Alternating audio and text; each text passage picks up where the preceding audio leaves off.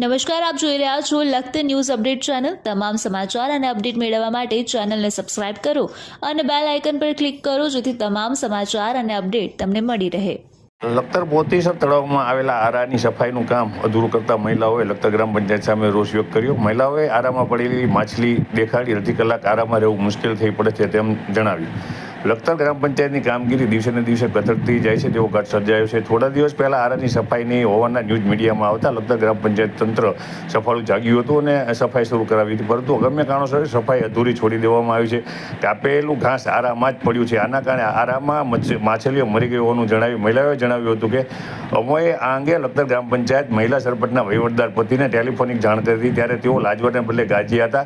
તમે છાપામાં કેમ દીધું તેમ રોષપૂર્વક જણાવ્યું હતું।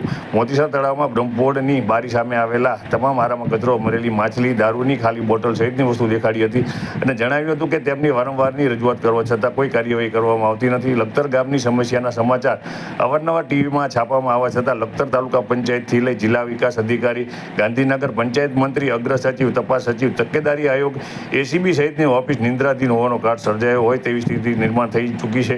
લખતર ગામમાં લોકમુખે ચર્ચાતી વિગત મુજબ ચૂંટણી સમયે મત લેવા આવતા સ્થાનિક નેતાઓ અને લખતર સરપંચની મિલી ભગત કે છાવરવાની નીતિના કારણે છેલ્લા 2 વર્ષ કરતાં વધારે વર્ષથી લખતર ગામની જનતા હેરાન થઈ રહી છે। તેમ છતાં કોઈ કામગીરી કરવામાં આવતી નથી અને રોમ ભડકે પડે છે અને નીરો ફીડલ વગાડે છે તેવો ઘાટ સર્જાયો હોવાનું જોવા મળી રહ્યું છે। ત્યારે મહિલાઓએ ખૂબ જ આક્રોશ વ્યક્ત કર્યો હતો અને તેઓ દ્વારા જણાવવામાં આવ્યું હતું કે તેમની હાલ પરિસ્થિતિ એવી છે કે કપડાં કેમ ધોવા, પણ તેઓએ ના છૂટકે ઘરે યોગ્ય પ્રમાણમાં પાણી નહીં આવતું હોવાથી તેઓને કપડાં ધોવા આવવું પડે છે અને તેના કારણે તેઓ સમસ્યાના ભોગ બની રહી છે અને તેઓને જે આ માછલીની દુર્ગંધ સહિતની વસ્તુઓ સહન કરવી પડે છે તેમ જણાવી તેમના દ્વારા વધુમાં જણાવ્યું કે આ અંગે વારંવારની રજૂઆત કરવા છતાં કોઈ ચોક્કસ અને યોગ્ય કામગીરી કરવામાં આવતી નથી।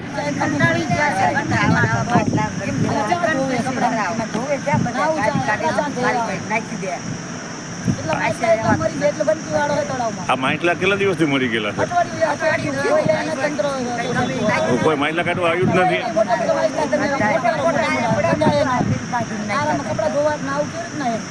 લખતરનું તળાવ છે, કેટલા વર્ષોથી આમનામ છે ભાઈ, એમને કંઈ કોઈ કરતું જ નથી।